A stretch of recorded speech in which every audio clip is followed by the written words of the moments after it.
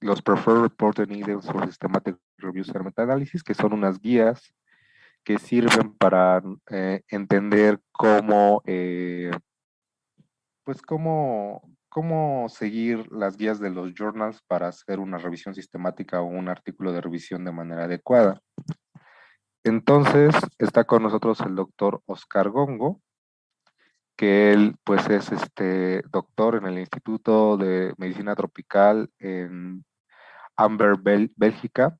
Es coordinador del Centro de Excelencia en Livingstone University, que es un hospital escuela.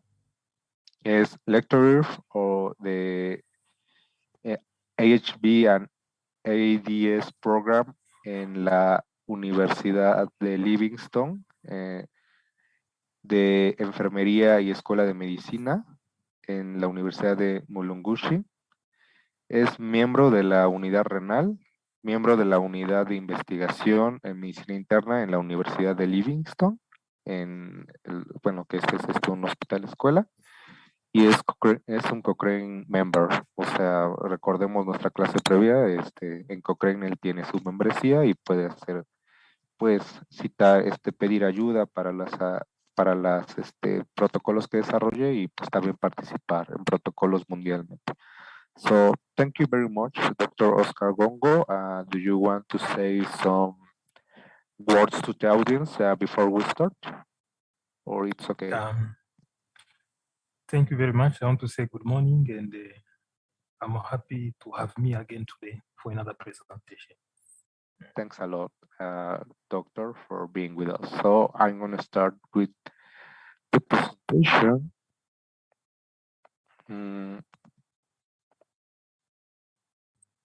So,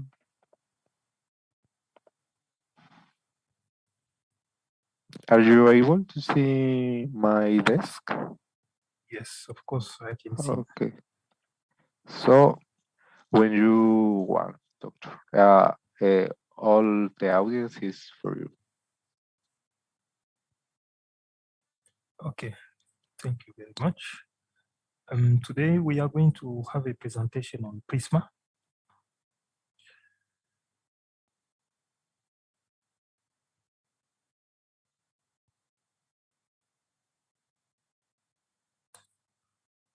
Yeah. We are going to present on Prisma statement, talk about the definition, history and the development of Prisma. This Prisma is for who? We should use Prisma, and we'll spend more time going through Prisma checklist, and then toward the end we'll talk about the Prisma flow diagram.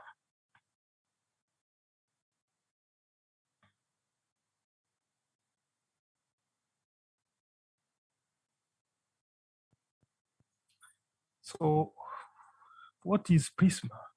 Prisma stands for Preferred Reporting Items for Systematic Review and the Meta-Analysis. So there is a standardized way of reporting the systematic review and the meta-analysis. All the details are within this presentation. Continue.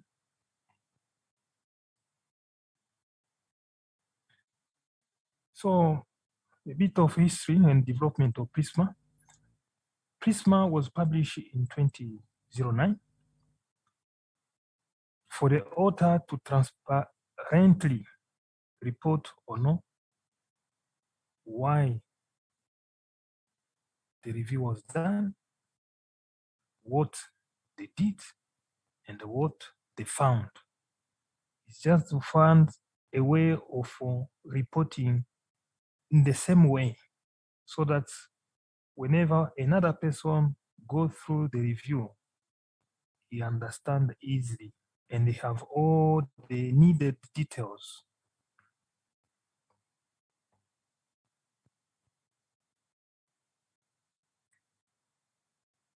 "11 years later, that was in 2020, the initial Prisma 2009 was replaced by Prisma 2020 statement. And why this Prisma 2020? It came in order to reflect advances in methodology. There are new things that came in terms of methodology on how to identify, how to select, how to appraise, and how to synthesize studies. That's why it was very important to update also the Prisma that was old of 11 years.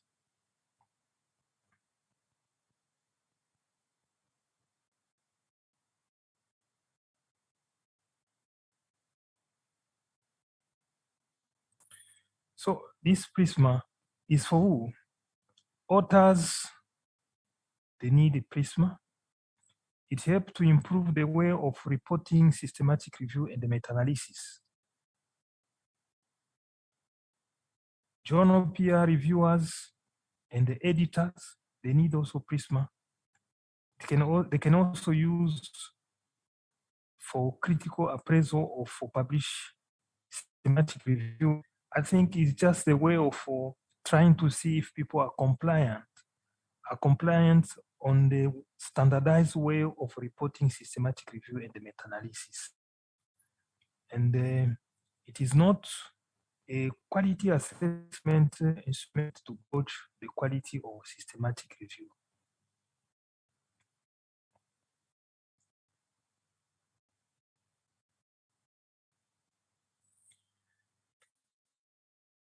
So we are going to present Prisma checklist.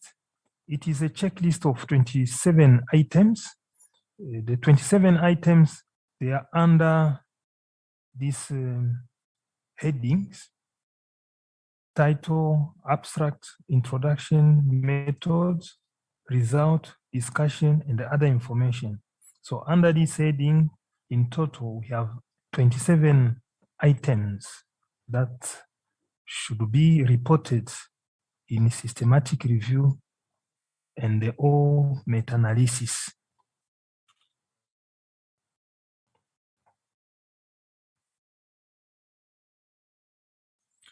So let's start with title. Under title, we have got one item, it's the same title. So identify the report as a systematic review. So as you give your title, make sure that you include in your title the term systematic review and meta-analysis if you manage to do meta-analysis as well. Second item is a abstract. So you have to see the Prisma 2020 for abstract checklist. Let's move to the next. I don't know if it's very clear for everyone. I can just mention the items that should be found in each abstract. So abstract should have also 12 items. The first item is title. Identify the report as a systematic review, meta-analysis, or both. So these terms should be found in your title. Don't forget to mention systematic review or meta-analysis. The second item that we should find in abstract is objective. Research question, including components such as the PICO component, participants, intervention, comparators, and outcome should be found in your objectives. Third items, eligibility criteria. Study and the report characteristic used as a criteria for inclusion should be mentioned in your abstract. 4, information source, key data search and search that date, the database that you went through, and then the date that you last go through the database. 5, risk or bias Method of assessing risk of bias that you use. Remember, the risk of bias method can change according to the type of study. Then result 6, included studies. What were the studies that you included? What's the number of studies? The type of studies that you included. Synthesis of results.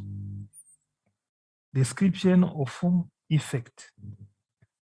9, strength and the limitation evidence. Don't forget to mention the strength and the limitation of your evidence. 10, interpretation. 11, the findings.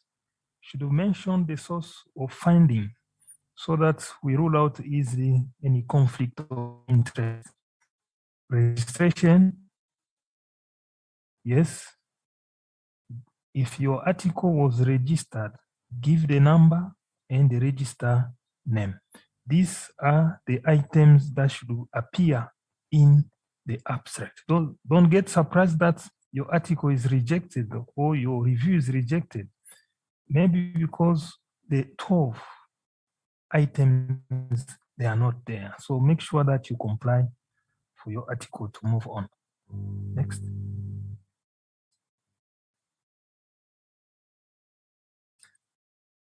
So after the abstract, introduction should come in. Rationale is the third item. Describe the rationale for review in the context of existing knowledge. So you should mention why you are conducting this review. Of course, you have to give the status of knowledge on that topic. Then you mention why you have come with your review. Is there any gap of knowledge that you want to fill in? So mention it clearly. 4, objective. Provide an explicit statement of objective or question the review addresses. So remember, the research question should be always there, and then you have to formulate your request, your research question in answerable manner. So meaning get inspired by the PICO component. So the PICO component should appear in your research question.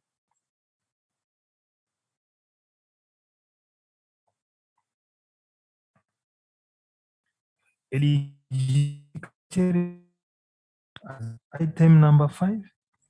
So specify the inclusion criteria for the review and how studies were grouped for the synthesis. So this, issue of internet. The eligibility criteria. So specify the inclusion and the exclusion criteria for review. It's very important. We want transparency and then allow in future the replicability.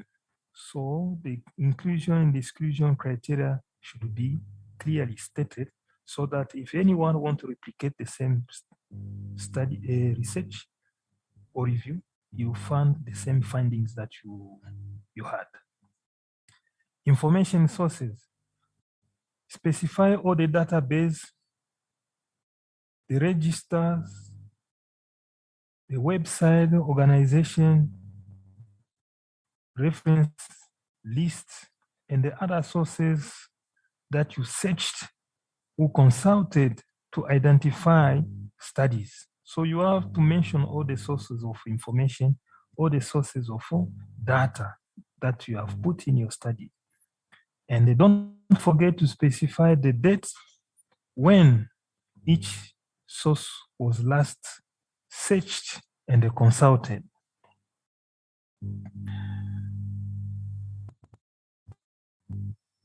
Item number 7, search strategy.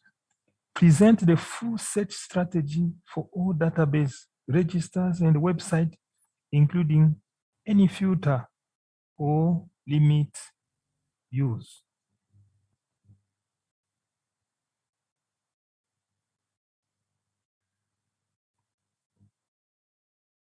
Next. Selection process. So after your search, you must have come to a certain number of articles or reviews. Now you need to do the selection. You need to screen for title and abstract. You need to go through the full text. So you need to do the selection. So specify the method used to decide whether a study meet or has met the inclusion criteria of review, including how many reviews, screen each record and each report retrieved, whether they worked independently or, if applicable, details of automation tools used in the process. So it's very important to give the details, how the selection was done. Yes, it's very important. And how many people were involved in the process of selection. So better to have at least 2 people involved in the selection. If there is any conflict, they can sort out the conflict through discussion, or they can involve a third person. All this information should be mentioned clearly. Data collection or data extraction, specify the method used to collect data from reports, including how many reviewers collected data from each report, whether they worked independently, each one in its corner, any process for obtaining and confirming data from study investigator, and if applicable, details. If you use the automation, give the details.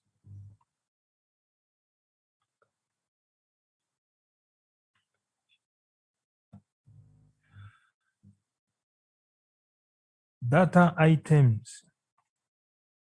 You have to list and define all outcomes. They should be very clear, the outcomes for which data were sought.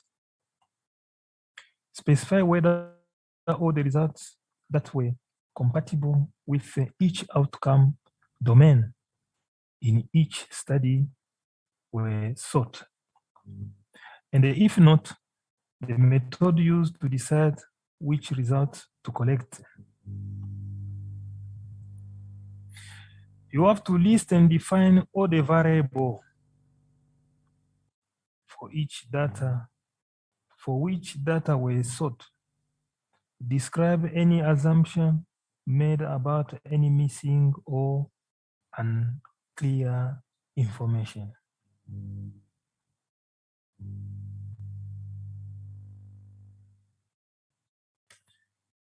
Study risk of bias assessment. It's very important. That's item number 11 out of 27. Specify the method used to assess risk of bias in the included studies, including details of tools. Which tools did you use? How many reviewers assessed each study, and whether they worked independently, and if applicable, give the details of automation tools used in the process. So the risk of bias is one of the components very important. We want to avoid some biases in our studies. So we have to make sure that it is well done for each included studies, and then specify which tool did you use, and then specify also how many reviewers. It is more credible when more than one person do it. At least two should get involved in the study risk of bias. Effect measures. Specify for each outcome the effect measures.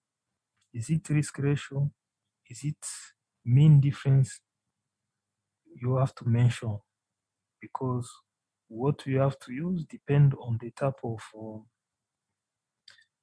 the data or the variable that you have. If it's continuous data, or if it's dichotomous data, you have to use the risk ratio.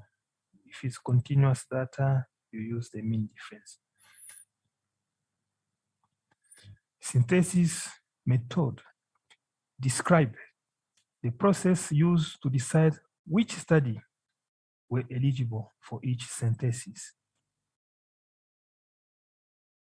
Tabulating the study intervention characteristic and comparing against the plan groups for each synthesis.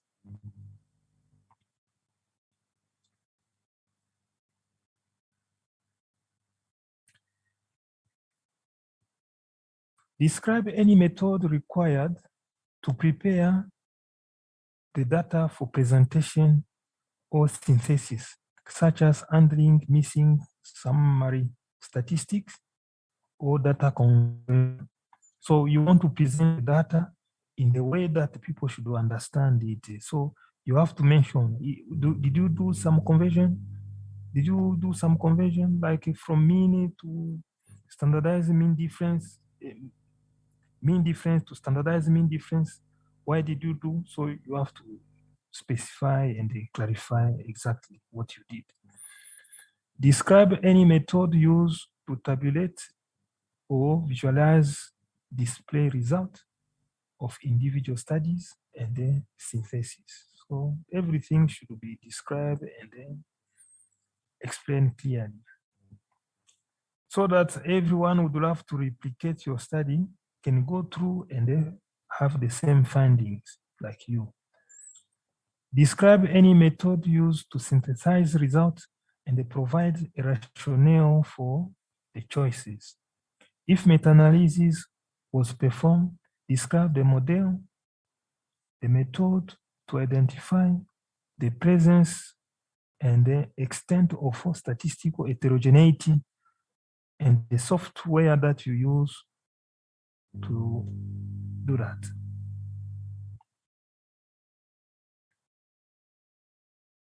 Describe any method used to explore possible cause of heterogeneity among study results. Did you use the subgroup analysis or did you use the meta-regression? So you have to specify. Describe any sensitivity analysis conducted to assess robustness of synthesized result. Reporting bias assessment. That's the item number 14. Describe any method used to assess risk of bias due to missing result in synthesis arising from reporting bias. What method did you use? So you have to specify clearly. Certainty assessment. Yes. Describe any method used to assess the certainty in the body of evidence for an outcome. It's very important that all the evidence pass through the assessment of certainty. How certain our evidence are. So which method did you use? So you have to specify and present it clearly to the audience.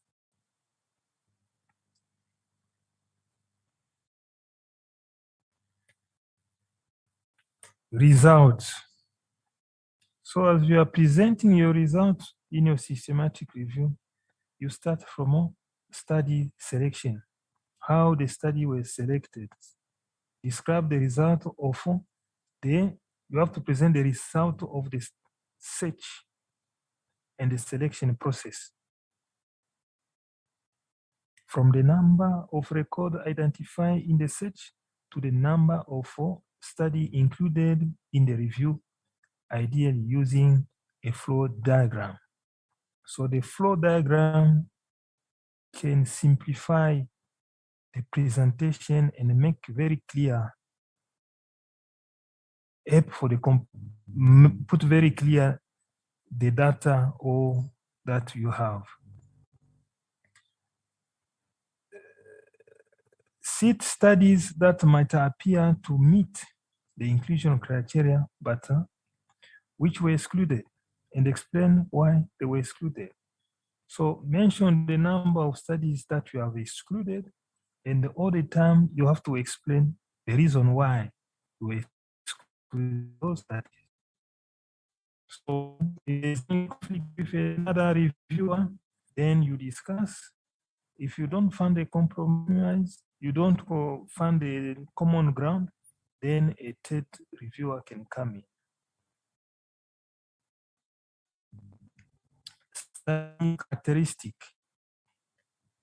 Cite each included study and present its characteristic. So we have the characteristic. You can give on the population characteristic. You can give the intervention characteristic. You can give the outcome. So this should be specified clearly. The setting is important. You have to make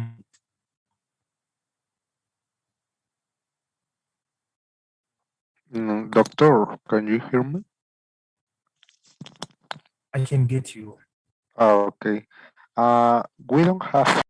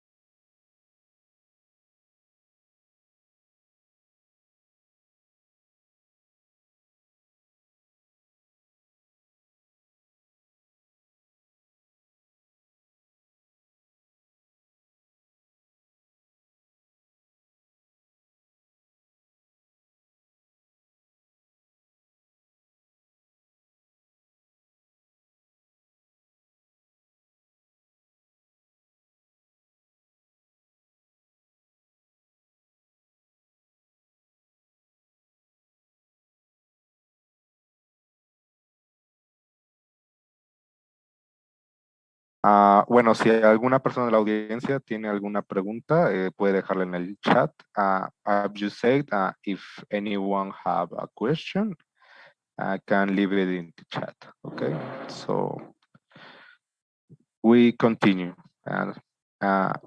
When you want, doctor. Thank you very much. So we are going through the way of reporting the results of systematic review. So we went through study selection.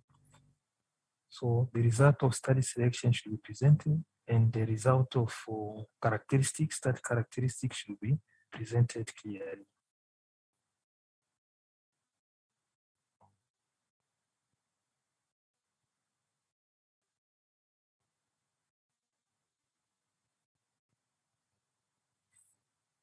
Result of individual studies, risk of bias in studies, very important to present is present assessment of risk of bias for each included studies, very important. Result of individual studies, so you have to present also the result of for each study that was included in the review. So present for each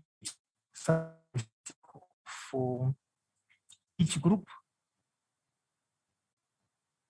event or total number of persons who were involved, any effect estimate,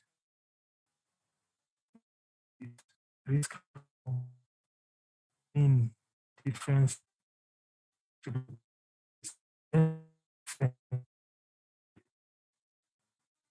confidence in present all results in a plot or in a table. It look nice and easy to understand. Result synthesis. For each synthesis, briefly summarize the characteristic bias among competing studies.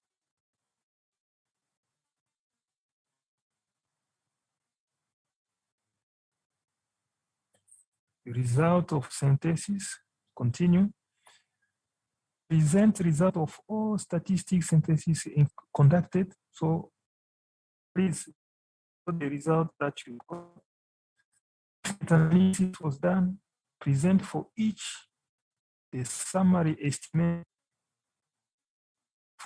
and then its precision and the measures of statistical heterogeneity. If comparing groups, describe the direction of the effect. I think those who are familiar reading systematic review and meta-analysis, they'll find that this is the way that the report comes in a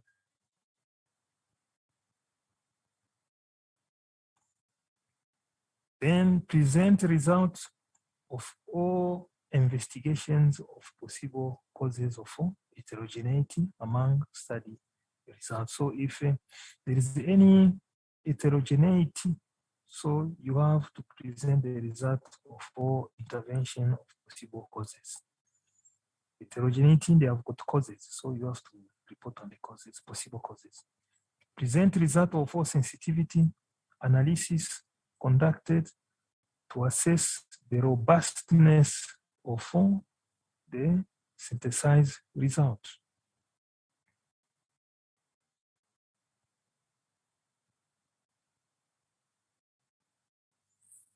Reporting bias. Present assessment of risk of bias due to missing results for each synthesis assessed. So you have to present the risk of bias for each missing result. Certainty of evidence. Present assessment of certainty, the body of evidence for each outcome assessed.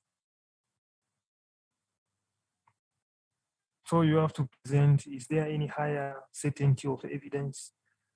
Is there a moderate is there a low or very low certainty of evidence? So it should become very clear and the result.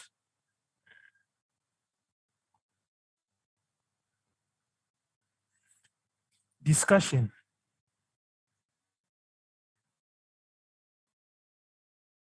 General interpretation of results in the context of other evidence. So you interpretation of result in the context of other evidence. Then discuss any limitation of evidence included in the review. Very important to look for any limitation, and if you should be the one presenting those limitations. Don't wait for other reviewers to mention. It's a matter of transparency. Then we discuss any limitation of the review process used. Discuss implication of result for practice, policy, future research. So if you have got a lot of attention, so you should mention in future research, please let's take care of this aspect and that aspect where there are biases, for example. Okay, should mention the implication of your result in the practice. And is there anything that should change in the practice on the basis of your evidence or your result? Your result, are they going to influence the change of the policy? So you should mention it very clearly.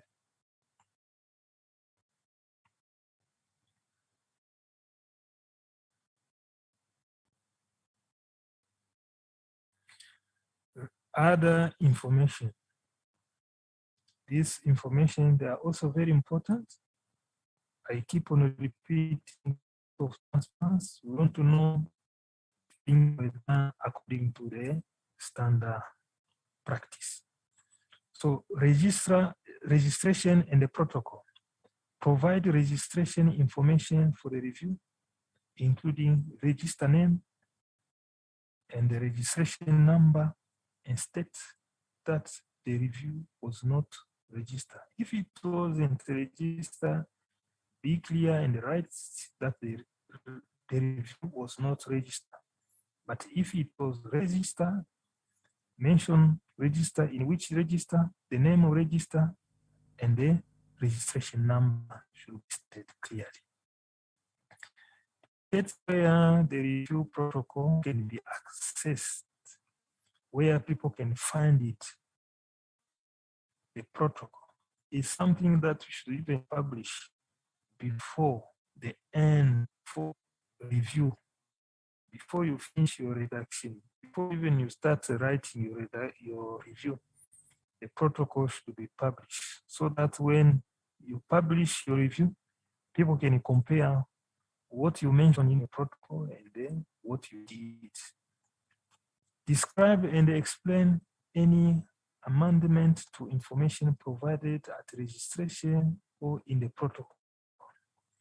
So during the course of your implementation of your research, if you feel that any detail that is in the protocol has to be changed, so you have to mention it clearly. It's a matter of transparency.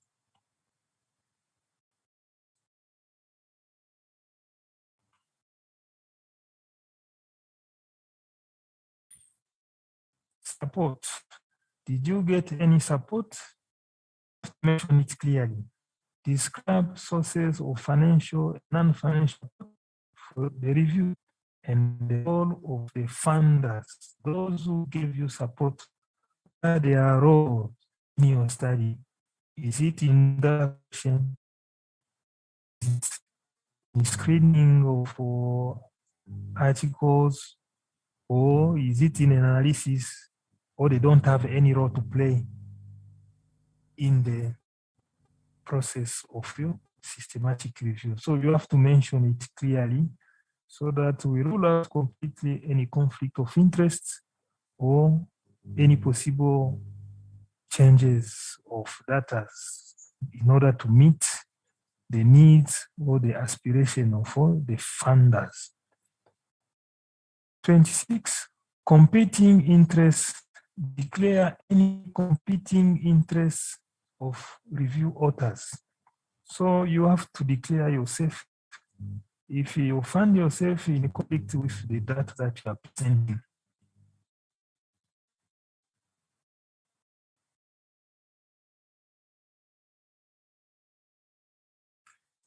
Availability of data, code, and other material. So report which of the following are publicly available, and where they can be found. Template, data collection forms, data extracted from included studies, data used for all analysis, analytic code, any other material used in the review. I keep on repeating, it's a matter of form. Because if one wants to replicate your study, it should have all the details so that you replicate and find if you're going to have the same results that you got and you are presenting. It's the end of, it's not the end, but we are done with the checklist. The checklist is made of 27 items. So let me make sure that systematic review and analysis verify, and then we make sure that the 27 items are there.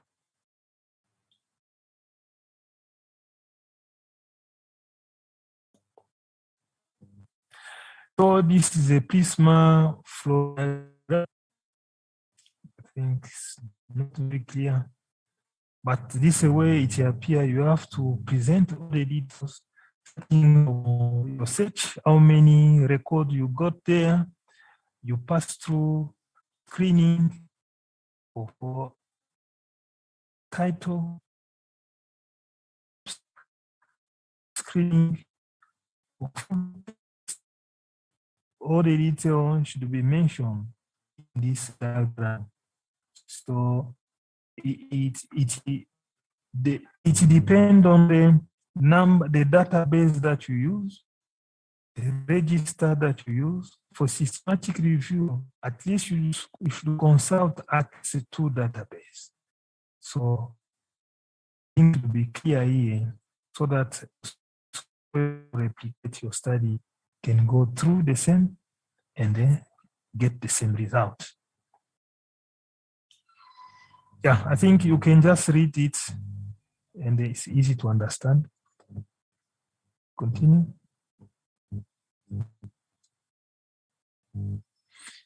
Yeah, I think this is the end of our presentation. Thank you very much for your attention. Keep on emphasizing that we are publishing, so other people, they're reading, so there's a standardized way of presenting the report so that everyone understands easily. And whoever want to replicate your study will have easy to do it. So we are all invited to follow the Prisma statement in a way of reporting so that we can understand each other. Thank you. If there are questions, I think we can answer. Thanks a lot, Doctor, for your presentation. I don't know if any in the audience have questions. We can translate it from Spanish to English. There's no problem. So, okay, Victoria Cristel Palacio says, thank you so much, Doctor. It's such an important information what you have given to us. And yeah, I really agree with that because the Prisma statement, it's or attachment to the Prisma statement is what define if our article is accepted or not, as you said at the beginning of the presentation. So it's really important to follow it in appropriate way. Thank you very much. I have a question, Doctor. What is the difference with the Prisma extension? Because I know that there is, for example, Prisma extension for scope and review, or and there are, I guess, other extensions. So, what is the difference in the case of scope and review, Prisma extension? Okay, thank you very much. I think when Prisma started, I think the focus was on the intervention studies. That's where the focus was. But later on, it was decided to extend to other type of studies. You mentioned it, for scoping review, we have an extension for that, and for other studies as well. So today we just prefer to present on a systematic review, focusing on interventions. But we have Prisma for other type of reviews as well.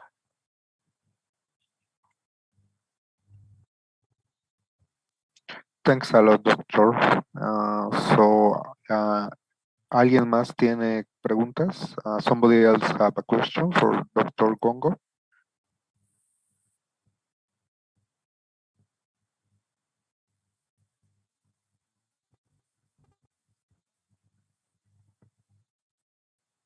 Okay, so I guess there are no questions. So I want to recognize your support to the Mission Brain WAP chapter here in Mexico. It has been a lovely time with you in these presentations, and we hope to come with you for another events that we have about investigation and how to make it. So research and how to make it. So thanks a lot, doctor. It's been a pleasure.